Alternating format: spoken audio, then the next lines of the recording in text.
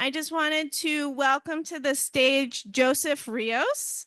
He was named Fresno's Poet Laureate in 2023.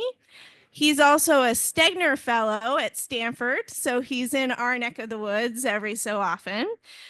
He's the author of Shadowboxing, Poems and Impressions, the winner of the American Book Award, and was named one of the notable debut poets by Poets and Writers magazine in 2017. And he's going to do a little poetry reading for us, which we're very grateful for. So please help me in welcoming Joseph Rios. Hi, grateful to be here amongst you all.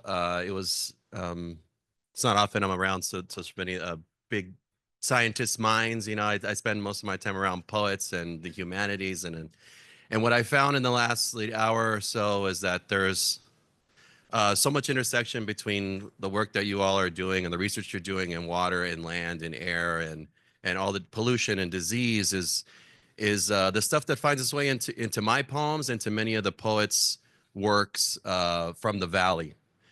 So along with being the breadbasket of the world or breadbasket of the United States, Fresno is also a land of poets and poets who, in my lifetime, we've had 2 poets laureate of the United States, 2 poets laureate of California, people nominated for Pulitzer Prizes. And many of these poets are the children of farm workers like myself. I was sort of taken aback to hear a presentation about valley fever. My grandmother, too, also died of valley fever. And a lot of these issues that we're talking about are so much the stuff of valley poetry. And, you know, to borrow from Shelley, you know, the poets are the unacknowledged legislatures of the world. And so it's interesting to see how all these intersections are happening here. I'm going to read a couple poems, and I'm really excited to be reading in front of someone who I've looked up to a long time, Mark Arax. So I'm really excited to hear from him in a little bit. So we're in the middle of California, in the center. Sometimes I like to say the middle of everywhere, not the middle of nowhere. 200 miles north to San Francisco, 200 miles south to Los Angeles, 100 miles east and west, all farmland. Just unbelievable to think, and especially you think of like San Francisco being only 7 miles by 7 miles. That's what's around us right now. I'll read a piece that I wrote.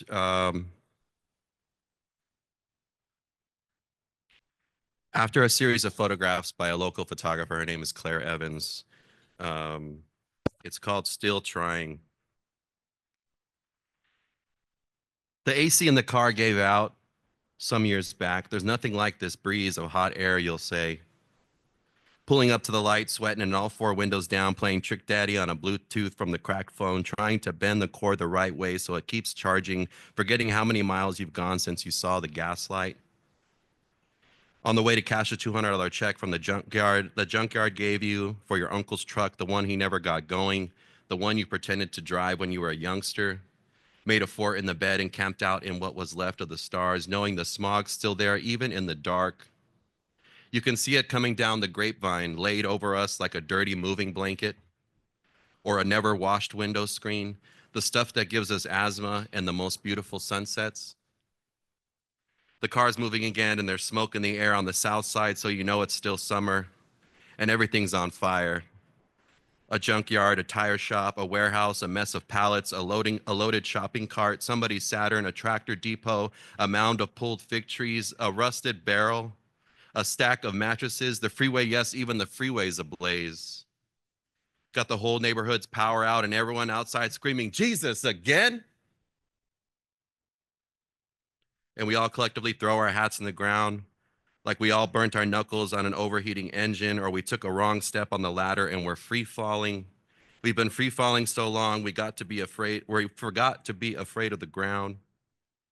The firemen are there, and you know, because you can smell the steam. The waterlogged carbon, the wood blackened and drenched. You watch as the black cloud transitions to white, because every day there's a new pope in Caoba, in Malaga, in Fowler. And if you listen, you can hear the bells and the traffic. And the traffic parts like a sea, like a river, like a canal, a lake, like Tulare, resurrected and overflowing, taking back the land. Back home, the neighborhood kids think I'm a pastor because I don't cuss at them. And I share my pomegranates when they're in season. They think the poetry readings I throw in the backyards are Bible studies. You believe that? An exhaust cloud behind an old Lincoln mutes any words of God.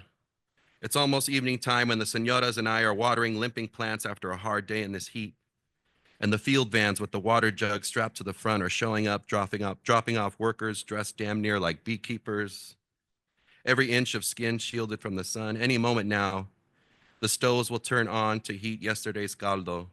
Even the trees applaud the smell of hominy in the breeze. Thank you. And we're here celebrating the West. If you ask my ancestors, this is El Norte. And but it is. I am from here. My family's been here since the time of the Mexican Revolution, around 1912.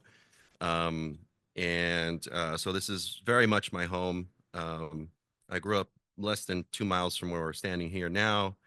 And I love having been the representative of Fresno the last 2 years as its poet laureate.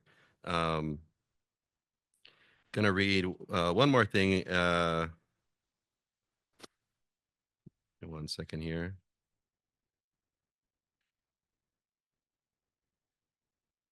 And the other thing is I did undergrad at Berkeley, so it's hard for me to say thanks to Stanford for me being here. But yeah, I'm grateful to the creative writing department. It has been a great couple of years there too as well.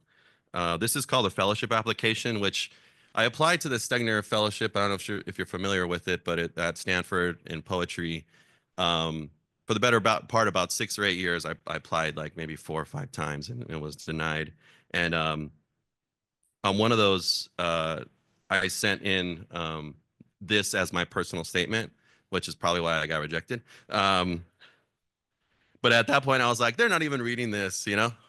So this is one of the early ones I sent. It's called Fellowship Application.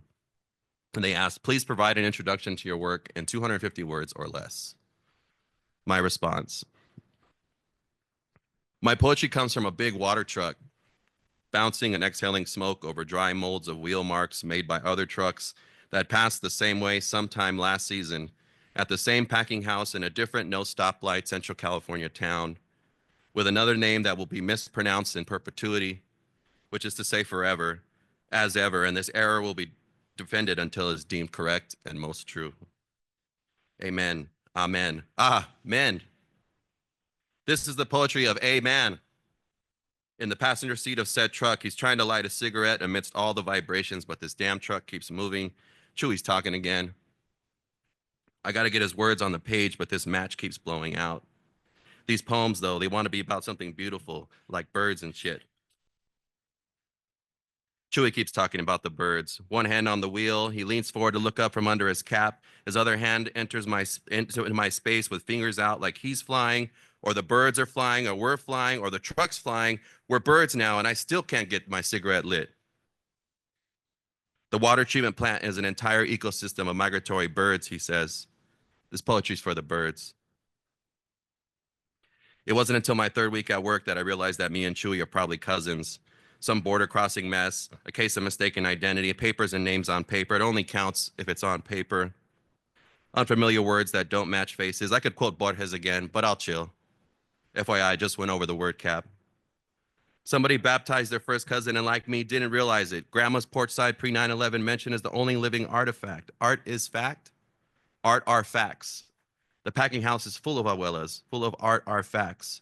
All forthcoming poetry will attempt to revive dead abuelas, and their art is facts. One of these decolonized sisters told me that this hummingbird was my abuela. Okay, I'm with that. Henceforth, all abuelas are hummingbirds. Poetry should be full of abuelas, full of birds. Birds who take you to the doctor and tell a teacher you got diarrhea, so don't trip if you have to go to the bathroom a bunch of times. Full of birds who know why you're passed out on the living room floor, but still make you eggs and papas in the afternoon. Birds who scrapbooked all your articles in local paper about Division II softball and community college wrestling, full of birds, old birds too busy dirty packing muskats and wonderfuls, birds that get cancer, birds that get valley fever, birds that die of diabetes, birds that watch professional wrestling and own cats with feline leukemia. I hate that my poetry has to be about this shit, but it's true, Bill Moyers. The rivers in these poems got arsenic in them, and not in a funny Cary Grant way. More like bye-bye Thea Sissy way, bye-bye Chicano role model, bye-bye ice worker, bye-bye Thea Cookie, bye-bye Coach Garza kind of way. And each and every night I'll write you faithfully. And maybe then I'll stop telling this tired ass story. But anyway, Chewy says I got to go back to work now. Guess who's had a lighter the whole time, that bastard? I'll tell you this, ain't nothing in the whole world like blowing smoke in the middle of a newly plowed field like this one. Punto, neta. Bye. Thank you. Thank you, Joseph. That was funny and beautiful, and I'm glad Stegner finally came to their senses. I would now like to invite to the stage Laura Ramos of the California Water Initiative. She is going to introduce our featured speaker, Mark Arax.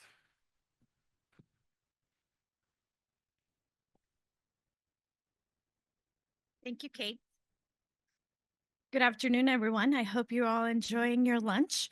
I'm Laura Ramos from the California Water Institute, and it's been our pleasure to partner with Stanford to put on this event, and we hope you are enjoying Fresno State. The California Water Institute is celebrating 25 years this year, and our mission is to be the bridge between the California water issues and Fresno State faculty, staff, and students. So we serve as a bridge between the two. We try to find solutions through interdisciplinary education and research, and then we connect those with the California water issues, and we're a bridge between the two. Today, it is my distinct honor to introduce our esteemed speaker, Mark Arax. A native son of California's San Joaquin Valley, Mark has dedicated his career to illuminating the intricacy tapestry of our state's history, agriculture, and water politics. As an award-winning journalist and author, Mark's investigative prowess and writing style has garnered widespread acclaim. His tenure at the Los Angeles Times was marked by groundbreaking stories. Mark's literary contributions delve deep into the heart of California's complexities. His book, The Dreamt Land, Chasing Water and Dust Across California, offers a profound explanatory of our state's perpetual struggle with water scarcity and abundance. His book has been hailed as a monumental achievement. At Fresno State, I had the privilege of leading a book club centered around the Dreamt Land, where faculty, staff, and students found it both informative and easy to read.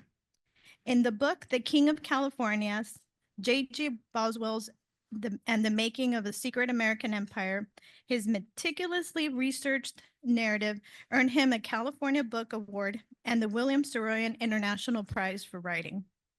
Today, as we gather at the 11th Annual Eccles Family Rural West Conference, we're fortunate to hear from a storyteller whose narrative is deeply rooted in the land he calls home.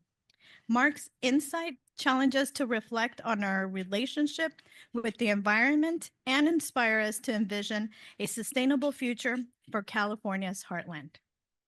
Mark Arax. Hey, nice to be here today. Laura, thank you for that. That's a really nice introduction. They're doing some great work out here at the Water Institute, some really fine research. And it's nice that I'm here by virtue of the Bill Lane Center. You know, it's a big deal, Stanford. So, and I've really never spoken.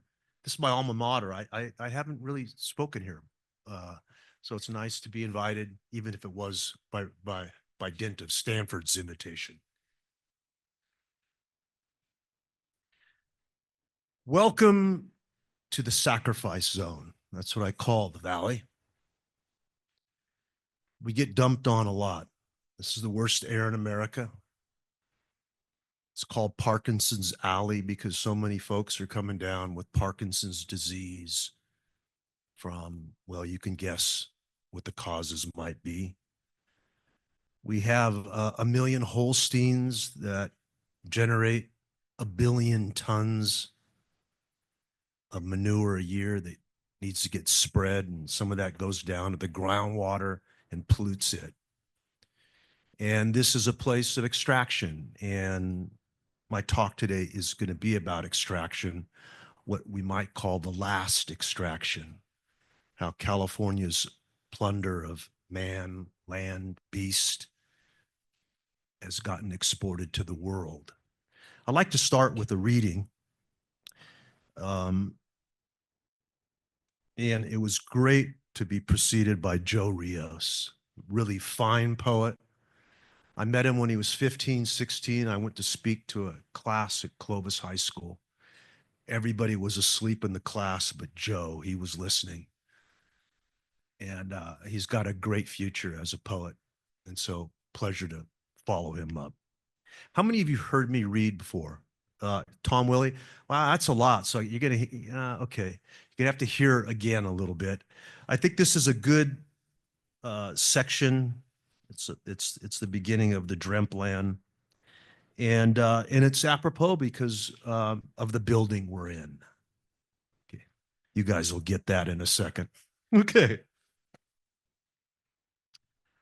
On a summer day in the San Joaquin Valley, 101 in the shade, I merge onto Highway 99 past downtown Fresno and steer through the vibrations of heat. I'm headed to the valley's deep south, to a little farm worker town in a far corner of Kern County called Lost Hills. This is where the biggest farmer in America, the one whose mad plantings of almonds and pistachios have triggered California's nut rush. It's where he keeps on growing, no matter drought or flood. He doesn't live in Lost Hills. He lives in Beverly Hills. How has he managed to outwit nature for so long? The GPS tells me to take Interstate 5, the fastest route through the belly of the state, but I'm partial to Highway 99, the old road that brought the Okies and the Mexicans to the fields and deposited a twang on my Armenian tongue. 99 runs 2 lanes here, 3 lanes there, through miles of agriculture, broken every 20 minutes by fast food, gas station, and cheap motel. Tracks of houses, California's last affordable dream, civilized 3 or 4 exits, and then it's back to the open road, splattered with the guts and feathers of chickens that jumped ship on the slaughterhouse drive. Pink and white oleanders divide the highway, and every third vehicle that whooshes by is a big rig. More often than not, it is hauling away some piece of the valley's unbroken bounty. The harvest begins in January with one type of mandarin and ends in December with another type of mandarin, and in between comes everything in your supermarket produce and dairy aisles, except for bananas and mangoes, though the farmers here are working on the tropical too. I stick to the left lane and stay ahead of the pack.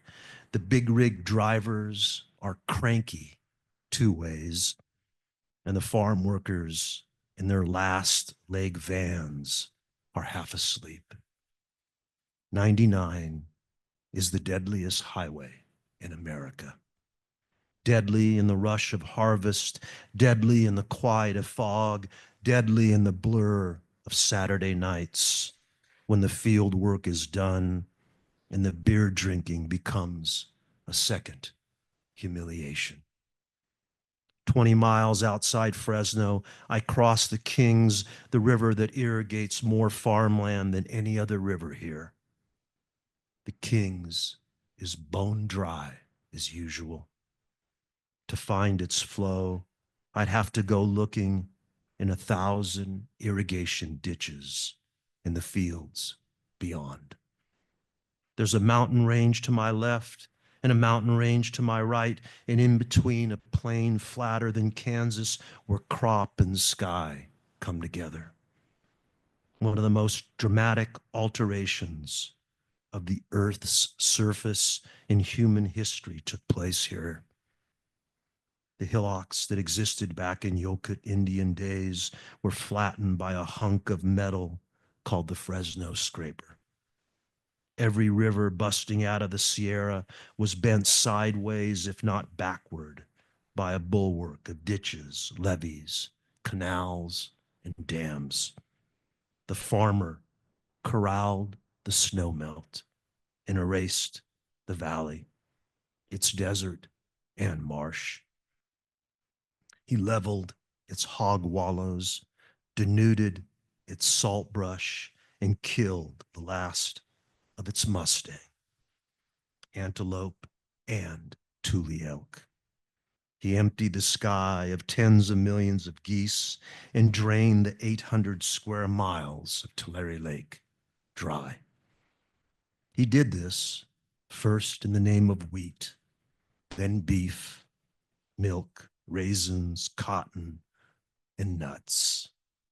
Once he finished grabbing the flow of the 5 rivers that ran across the plain, he used his turbine pumps to seize the water beneath the ground. As he bled the aquifer dry, he called on the government to bring him an even mightier river from afar, down the great aqueduct, by freight of politics and gravity came the excess waters of the Sacramento River. The farmer commanded the distant flow. The more water he took, the more crops he planted. And the more crops he planted, the more water he needed to plant more crops. And on and on. 1 million acres of the valley floor, greater than the size of Rhode Island, are now covered in almond trees. It's 1.4 million now. I pity the outsider trying to make sense of it. My grandfather, a survivor of the Armenian genocide, traveled 7,000 miles by ship and train in 1920 to find out if his uncle's exhortation, "The grapes here are the size of jade eggs," was true. My father, born in a vineyard outside Fresno, was a raisin grower before he became a bar owner. I grew up in the suburbs where our playgrounds were named after the pioneers of fruit, in irrigation canals shot through our neighborhoods to farms we did not know. For half my life, I never stopped to wonder how much was magic, how much was plunder.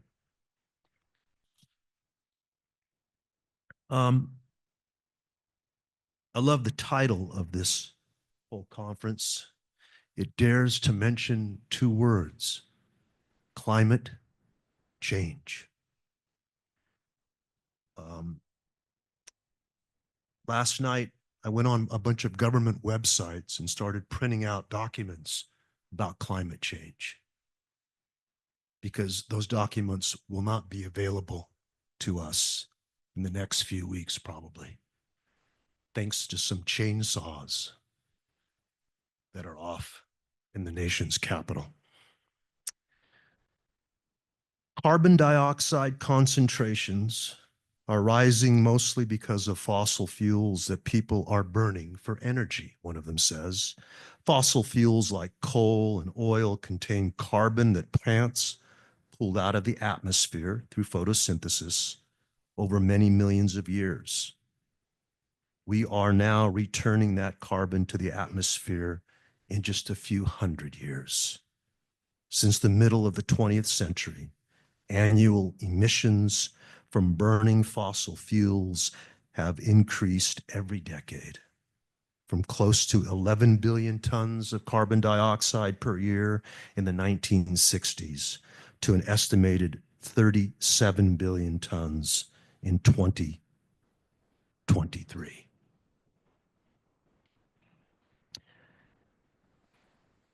The weaponization of those of this stuff, the inability for us to talk about it as a country is disturbing.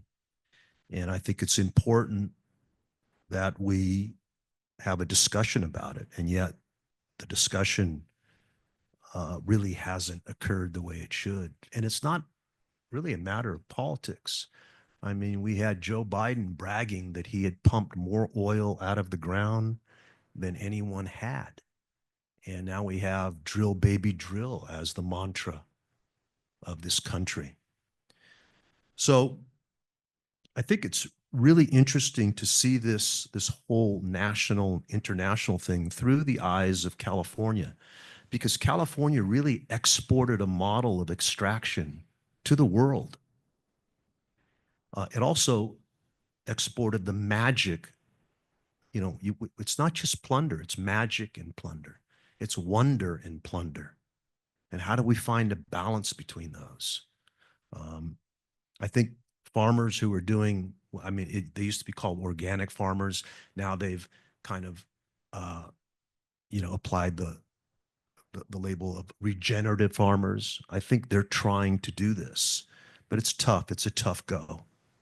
So when we look at the history of California and we look at the first taking of California, the first extraction, we have to begin with the body of the native. It was the body of the native that we took and then used that labor to put the first dams and the creeks and rivers, to send the flow to the missions and all that.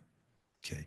This was the first flowering of agriculture in California, and it was done through the sweat, blood, tears of the native. Then the gold rush happens, and the gold rush becomes something that just sends California into such a warped kind of speed that we don't know really its consequences for decades and decades and decades. And the mining of gold really was the mining of water. That was the way that systems were set up. And the systems were crude at first, but they became fast.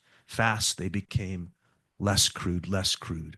Nozzles at the end of hoses and machines so giant that they were melting the mountains. And what happened?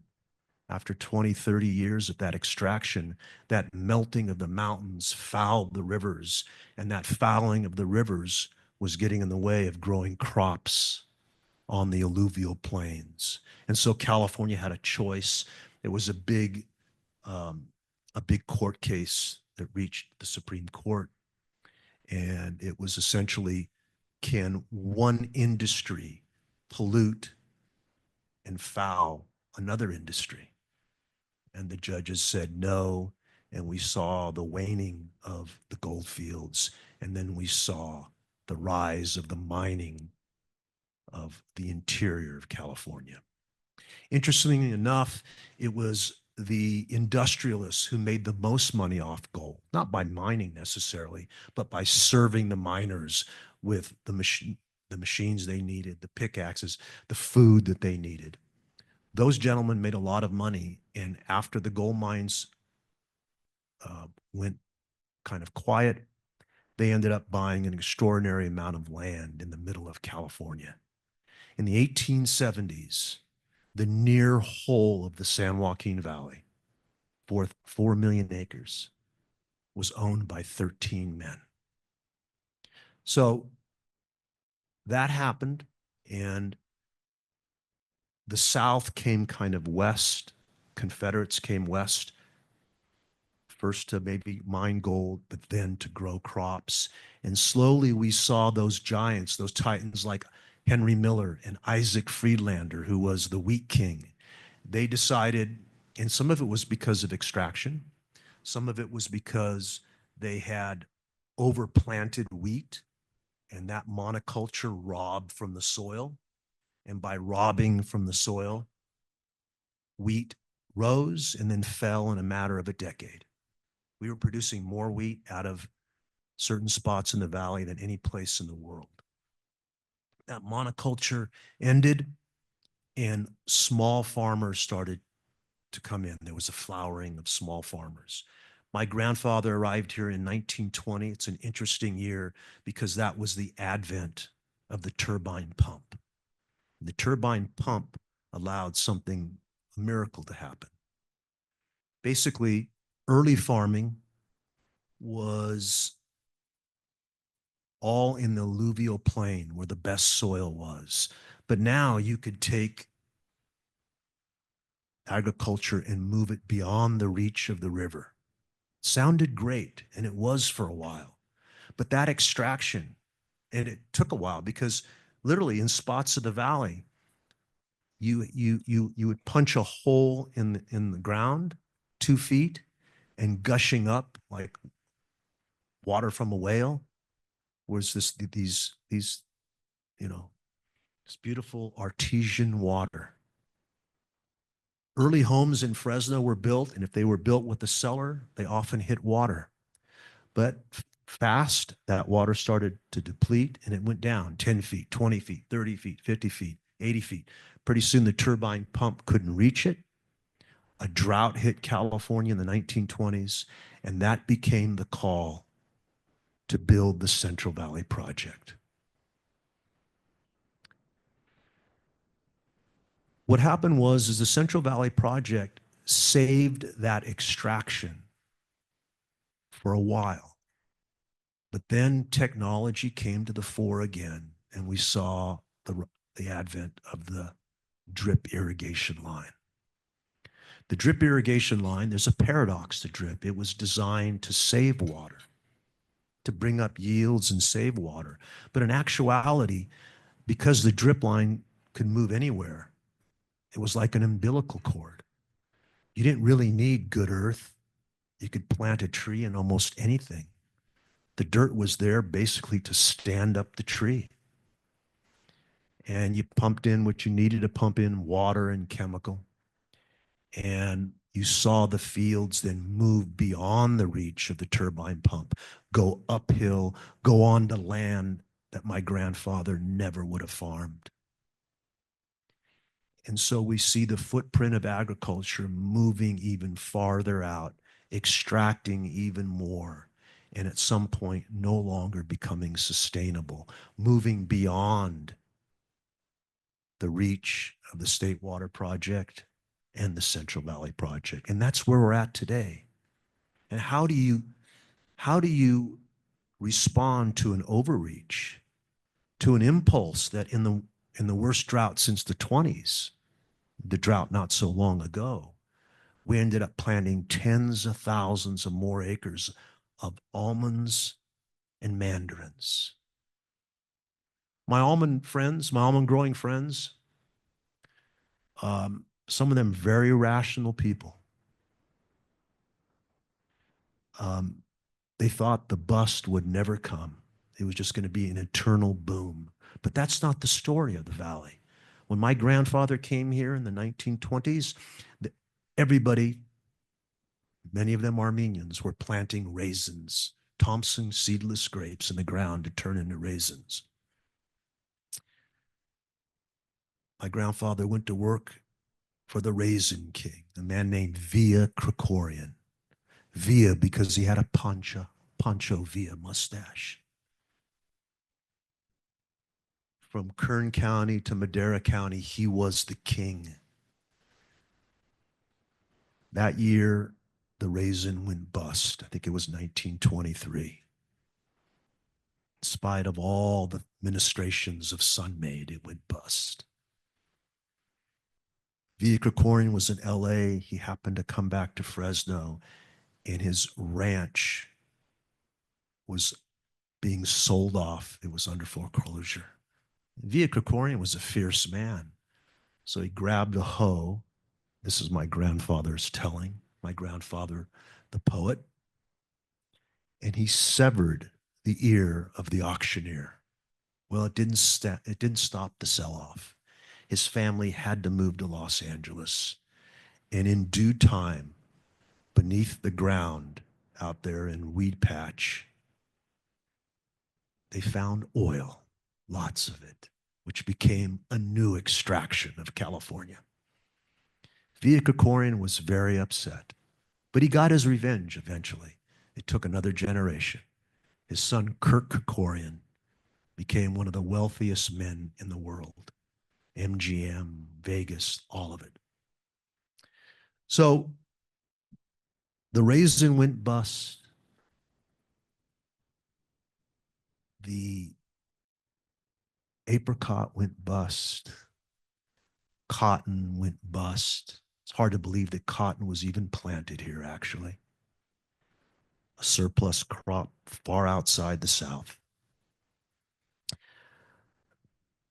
The almond has gone bust. The pistachio, in spite of Mr. Resnick's efforts, will probably go bust. And the mandarin now looks like it could go bust. Various stages of bust, but the burnish is off because we just keep following the same pattern of growth. Grow, grow, grow. It is like a cancer on the land. So how do we retract and continue? This is the question in front of us. It's a question that the Water Institute's trying to answer. It's a question that Stanford and its folks are trying to answer. How can we accommodate the model of growth, and yet try to find some sustainability? I did a talk at Fresno City College not so long ago, and a student whose paperback of the Dreamt Land was just tattered and had all sorts of Post-its in it, which really was a big charge to me, okay? He asked a question that I could not answer. He said, the fight against climate change, for us to try to save the planet, is it compatible with capitalism? Oh, geez, man. I kind of didn't know how to answer that. I think my grandfather, who was followed by the FBI for 45 years because he had joined the Communist Party in the 30s, might have been able to answer that. But I didn't. But I think if I had to answer the question today, I would say it depends on what kind of capitalism you're talking about. The capitalism that is unleashed now in the valley, the capitalism, and I'm talking about two valleys, the farming valley in the middle and up and over the mountain, the Silicon Valley. Because what is the Silicon Valley if not an extraction of immense proportions? Immense. And what are they extracting?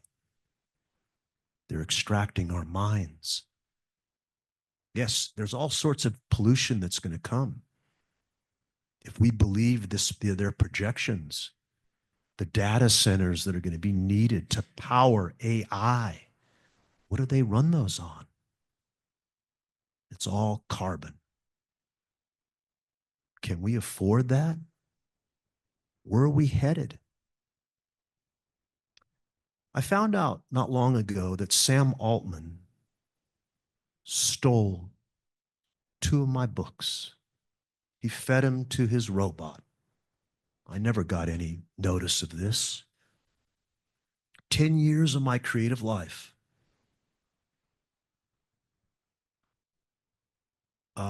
I read in that a certain contempt for humans and their ability to create. I read an article not long ago about Sam Altman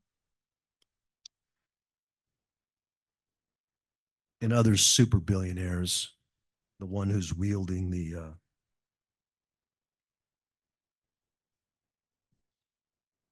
chainsaw. In July of 23, Sam Altman had a party at an art gallery in downtown Manhattan. It was a launch party for WorldCoin, this cryptocurrency project that he had created. And he'd founded a cryptocurrency company called Tools for Humanity. Tools for Humanity. And the folks who were there were captivated by these shiny orbs that were all over the room.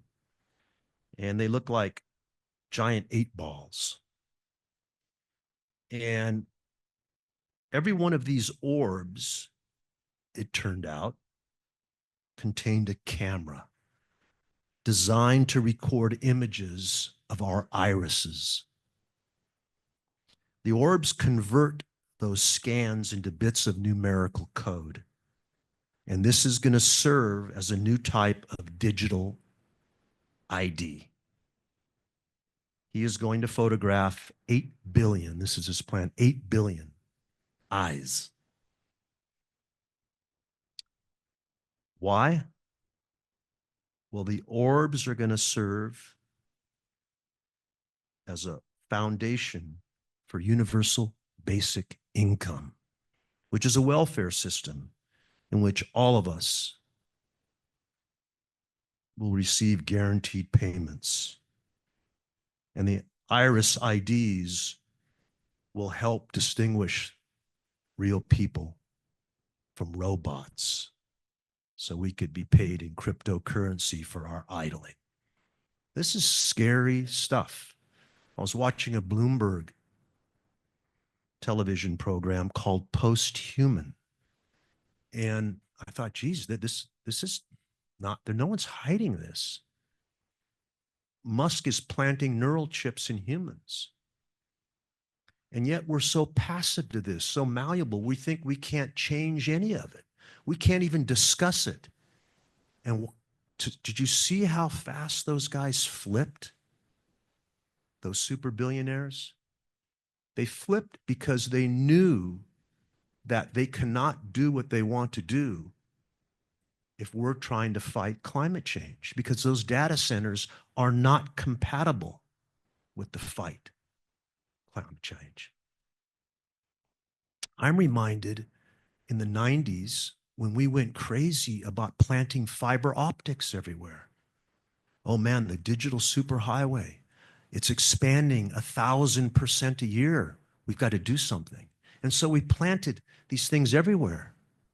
We overplanted them. We're not even beginning to tap into the capacity that we did.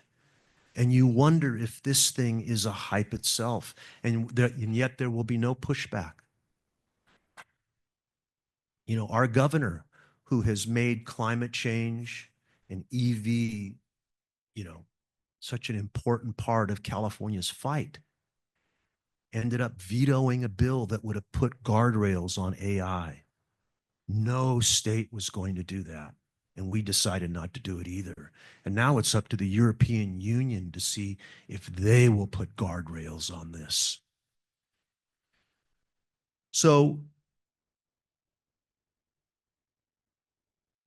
where are we headed? How can we make this small enough to try to fix things? And I don't know. We have, on the waterfront, we have Sigma, which is the first of its kind in California. And it's supposed to stop the extraction of groundwater so that we're not pulling out more groundwater than nature puts back in. Will that be successful? Will the Department of Water Resources be able to tell the locals, this is the math, and you can only go so far? So far, it's been a tough road. A lot of lawsuits ahead.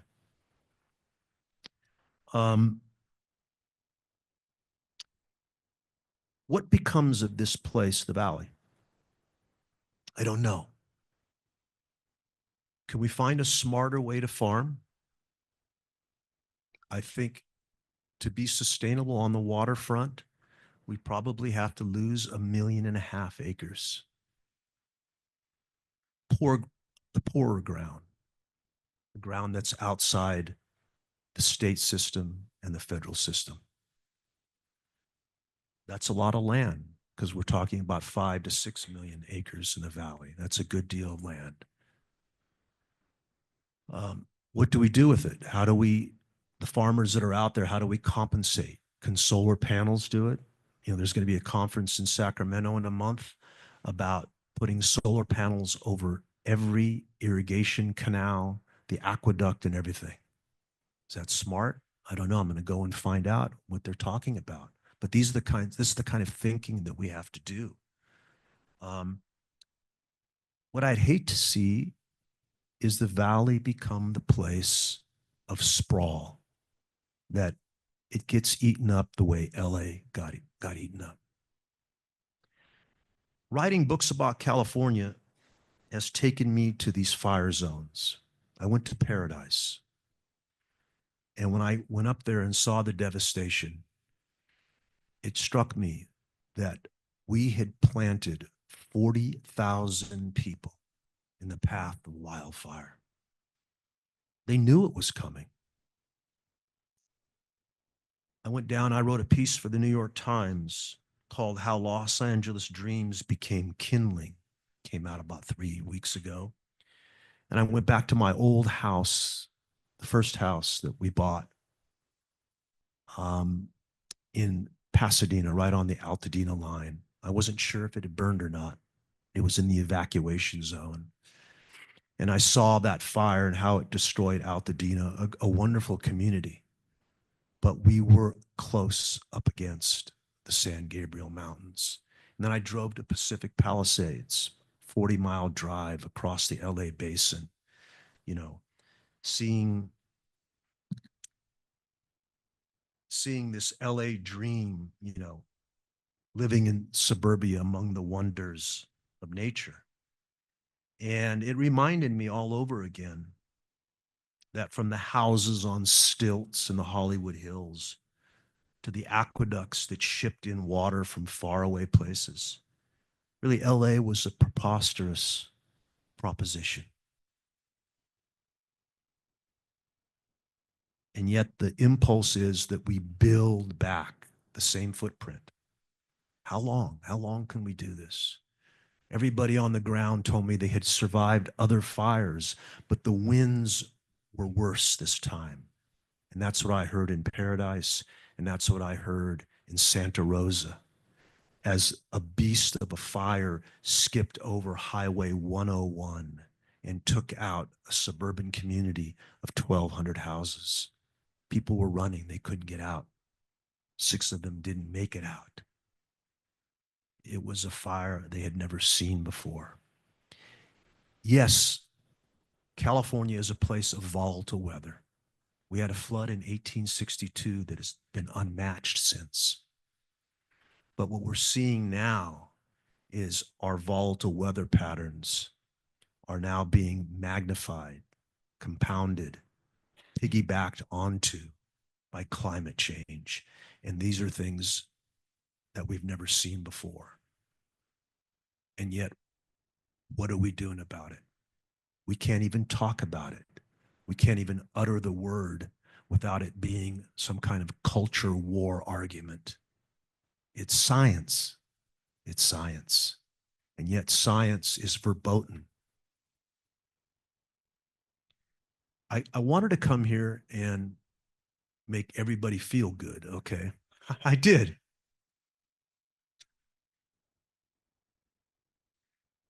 You know, my dad was an incredible optimist. He was in the first viticulture class here in the 1950s.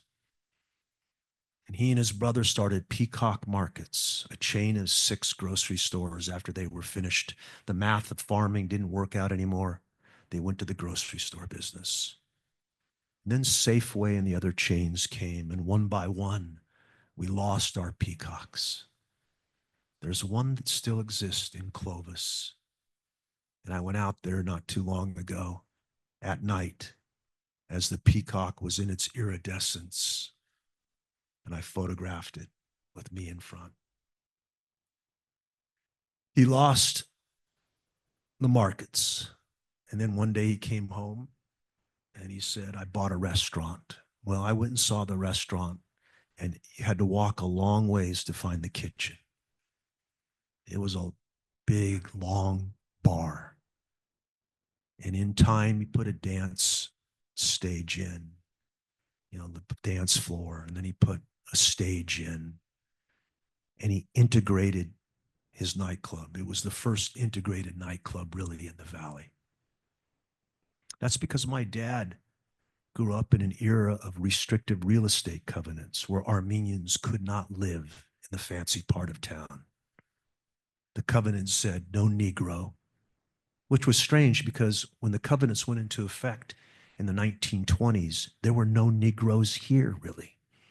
But what self-respecting restrictive real estate code would not have no Negro as its first ban? No Negro, no Oriental, no Indian, no Armenian. And then it went on to list the farm animals that were allowed on those houses. They added Mexican later. So my dad had this notion that he was going to take this nightclub and turn it into the most integrated place, and it didn't quite work out. He had El Chicano came to play. He brought in Chuck Berry. Chuck Berry duck walked across my dad's nightclub stage. I wanted so badly to go. He had a new song out. It was called My Ding-a-Ling. I couldn't go. I ended up cleaning the bar, helping my dad clean up the bar the next day. So he was a dreamer, and this place is made up of dreamers. And his dream ended in a tragedy. He was killed in the nightclub. And that was my first book, trying to solve not just the riddle of my father's murder, but the riddle of Fresno, where the police chief, the most powerful man in the whole area, was married to the biggest madam in town.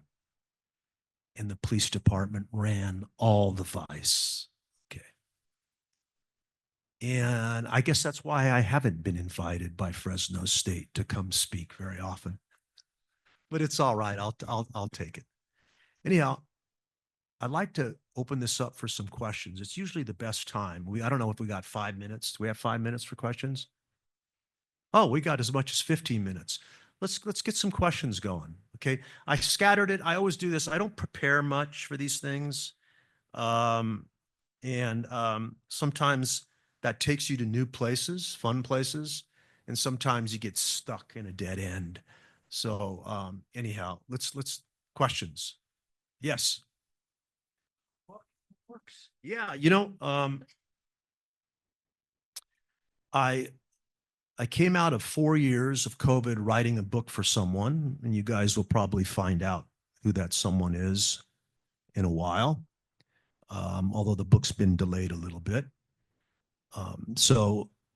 Yeah, I did a ghostwriting gig, which because of COVID and all sorts of other complications, ended up paying me $17.82 an hour. So hopefully this next one will be more successful. And the Dreamt Land is a national bestseller. So that and The King of California, I get royalties on. Every quarter I get a check. Yeah, it's about $2,500, but it's nice. So I think the next book I'm going to do is kind of thematically a little bit about this stuff. Where are we headed? It's an interesting time to be in California as disasters happening, as Washington has declared war on California and the way we do things. It's kind of fascinating. So we'll see. It's hard to figure out where to start the book and where to end it, but I'm just going to write. I think writing that piece for the New York Times kind of helped give me a sense of LA. I want to go back to LA and watch and figure out how it grew into the wildland urban interface everywhere. Were there warnings along the way? LA, I mean, they're asking about our water. They built a metropolis with one river, and that river wasn't all that, supreme of a river. And what did they end up doing when that river occasionally flooded? They ended up straitjacketing the river, putting it in concrete so that it wasn't a river anymore. And that meant that to grow, they had to steal. And they started up and over the mountain to Owens, 230 miles away. They stole Owens. Then they had the Colorado, and then the State Water Project. So where are we headed? That's the next question of the next book. Yes. What do you think? You seem to have a little bit of a love-hate. Oh yeah, I'm really screwed up. I have a lot of love-hate. Yes. How is it? What do you think AI could help combat the climate change? Well, yeah, that's the promise, right? That's the magic before the plunder or with the plunder. I don't know. I mean, in medicine, you hope that it does some things for us. I think it will. I'm looking at the cell phone. We haven't even reckoned what the cell phone did to us and is doing to us. I have family members who are teaching, have taught for many years. My brother's a football coach, one of the finest football coaches in the San Joaquin Valley. And a few years back when he was at Bullard High, he brought his players in. He couldn't understand what was going on with them. Their grades were worse than he'd ever seen. They were distracted. And about halfway through his interviews with his players, he figured out to ask another question. How much time are you spending on your cell phone? It was 12, 13, 14 hours a day. Their minds were gone, and it wasn't by accident, because at Stanford, in a lab, they had figured out and taught the tech boys how to addict us to it. I mean, it was an experiment over 5-6 years long, and these apps were specifically designed to capture, what is it, the dopamine in us? Yes. And so when my brother moved to try to ban cell phones from Bullard High School because they were being used to record fights, I guess they just recorded a new one recently.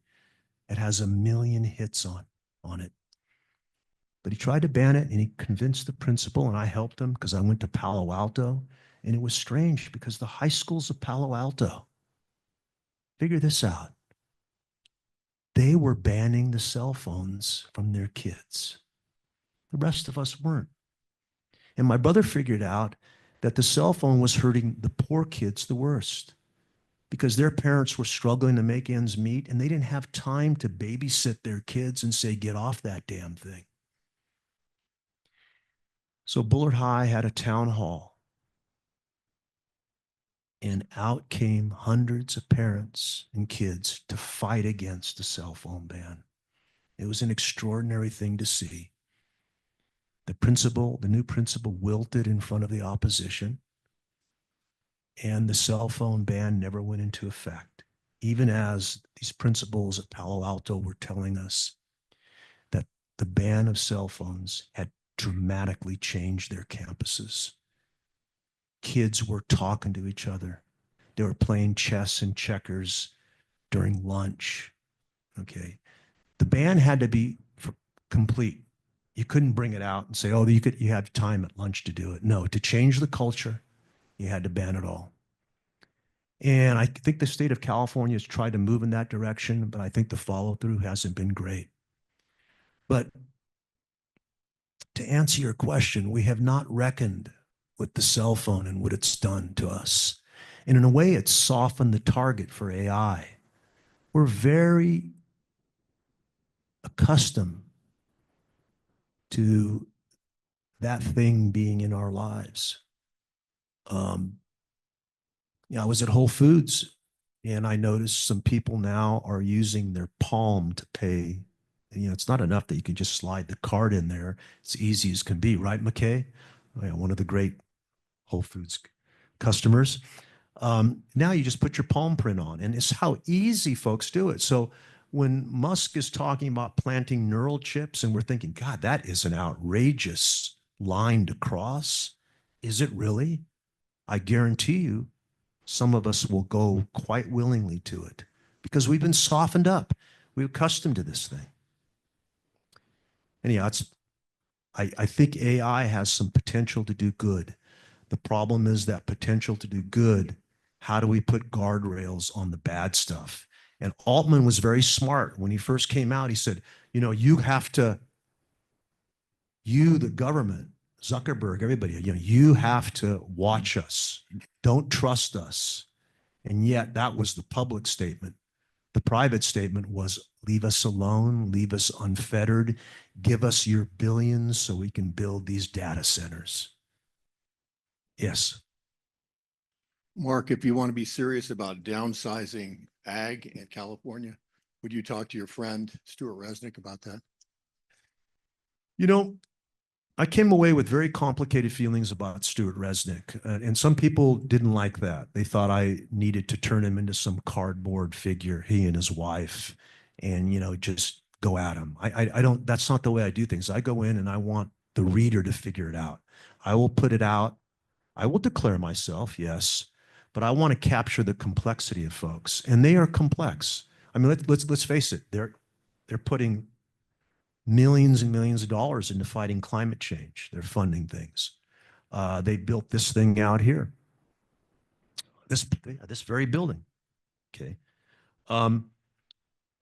Resnick's got a dilemma. He doesn't know what he's going to do with all his land and the rights of the water. The Boswells too. What are they going to do?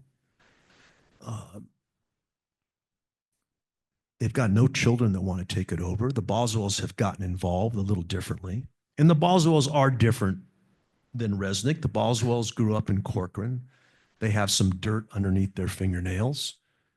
Resnick came from the East Coast, UCLA Law School, and got into a bunch of different things before he decided that farmland would be a hedge against inflation.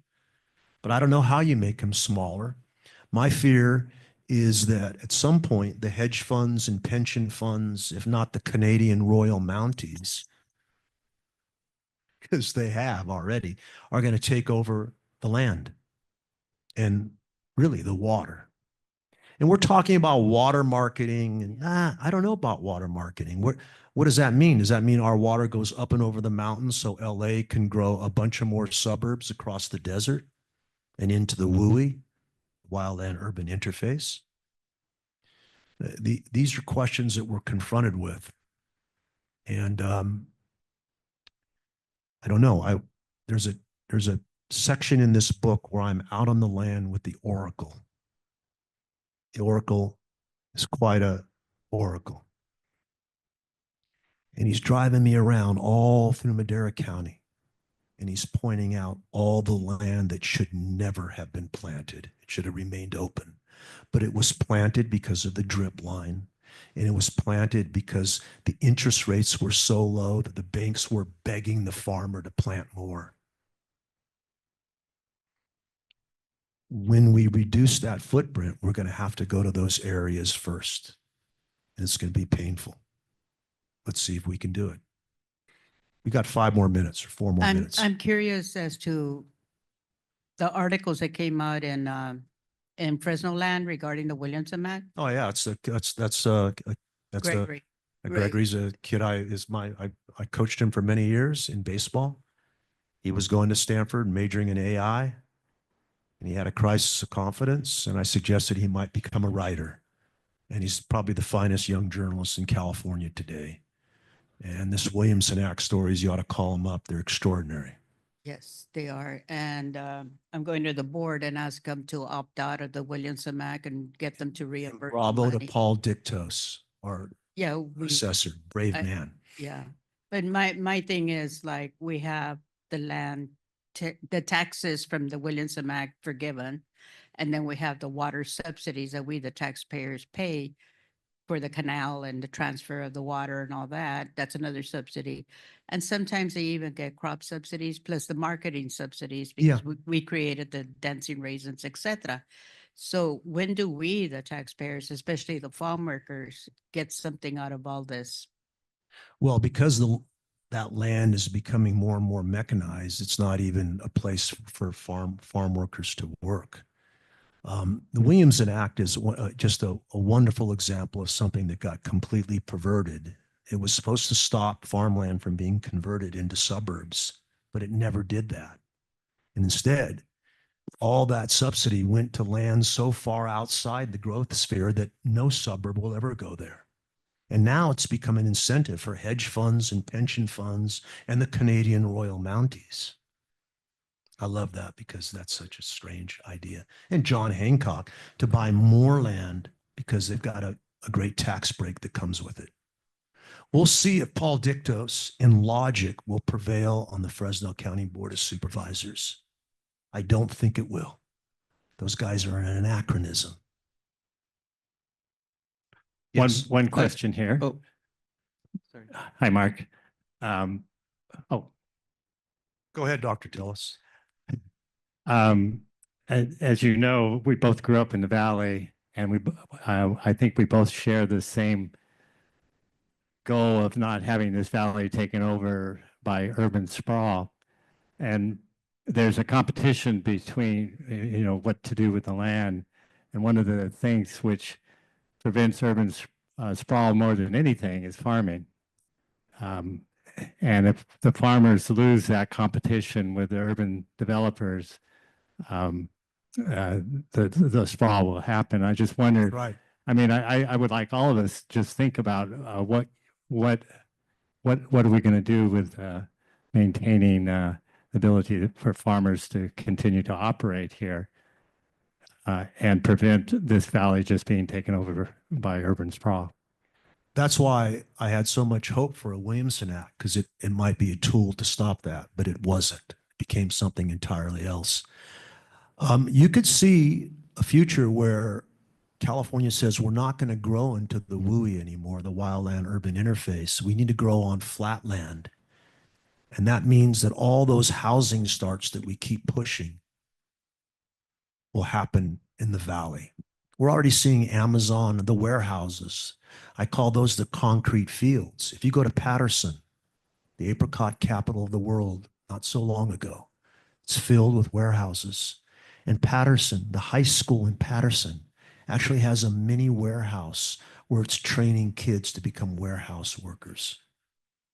And I talk to these families, most of them Latinos, and the parents are saying this job is more brutal in the fields because a machine, a robot is monitoring my movements, and it's got an algorithm that's impossible.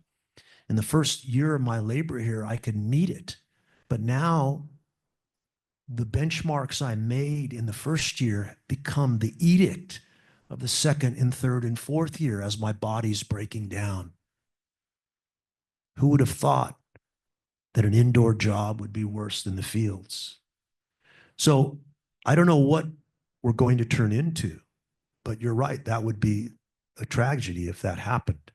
And when I talked to the governor, I said, why can't we just adopt something where we no longer have this notion that we have to keep growing and growing and growing California?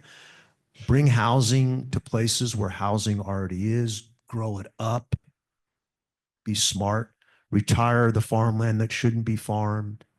When places burn in woodlands, that place stays the way it is. We don't build back. This is common sense stuff. And maybe it seems impossible 20, 30 years ago to even conceive it. But now with climate change, what else should we conceive? So, yes.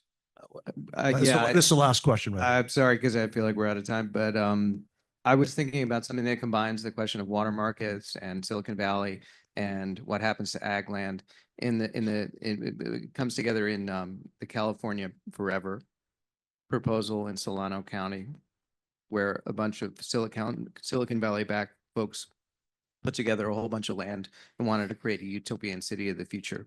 there.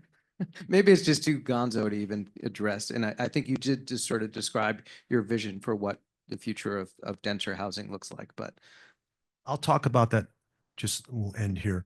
I got a bunch of calls from that area from people I knew saying, someone's coming around and buying up a ton of land here. We don't know who it is. We think it's the Chinese.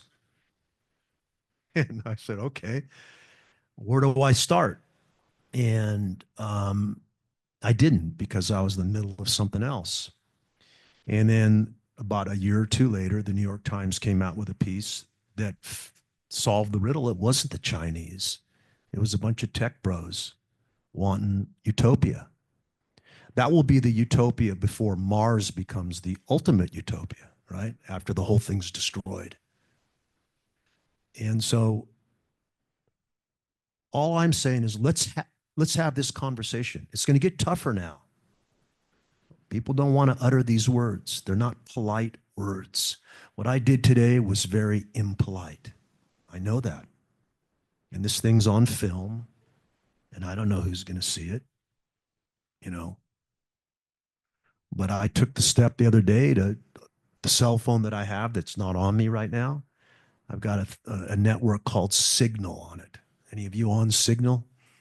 No, you're not paranoid like I am. Of course you're not on Signal. Are you? Yes, okay. We got someone in the back on Signal, which means that it makes it harder to figure out what the hell you're up to. Okay. Anyhow, thank you so much. Pleasure. Good to be here.